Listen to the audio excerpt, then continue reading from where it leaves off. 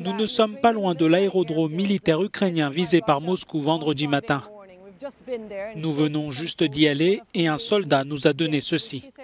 Il s'agit d'un éclat d'un des missiles qui a frappé cette installation. Selon les premiers rapports, le nombre de victimes s'élève à 4 soldats ukrainiens tués.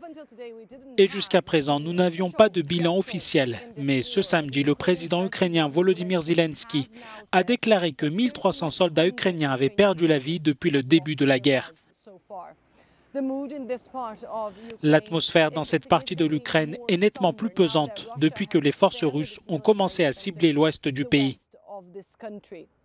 La ville de Loutsk, qui compte environ 200 000 habitants, est actuellement sous tension. Il y a beaucoup d'appels réclamant une zone d'exclusion aérienne au-dessus du pays avant qu'il ne soit trop tard. Olena vit près de la base aérienne depuis plus de 22 ans et affirme qu'elle a été particulièrement affectée par les bombardements de vendredi dernier. J'ai levé la tête et j'ai vu le missile voler au-dessus de nous.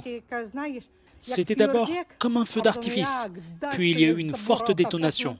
J'ai sauté par-dessus la barrière et mon ami m'a dit de prendre nos passeports et de partir. N'ayant aucun endroit où aller, Olena et son ami sont finalement revenus. Après presque 3 semaines de guerre, Olena commence à perdre espoir. Ils disent que l'OTAN ne veut pas nous aider. À la tête des États-Unis, il y a ce vieil homme énervant. Les Américains disent que Moscou et Kiev doivent régler ça par eux-mêmes.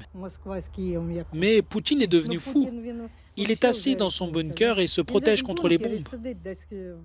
Olena ne veut pas quitter la ville pour l'instant, mais sa fille et d'autres membres de sa famille sont déjà partis. Elle est consciente qu'elle devra bientôt rejoindre les millions de personnes qui ont décidé de fuir le pays. Les autorités ukrainiennes ont également fait savoir que le Bélarus pourrait avoir l'intention d'envahir l'Ukraine. Selon Kiev, la Russie essaye d'entraîner son allié dans la guerre en organisant des attaques aériennes depuis l'Ukraine.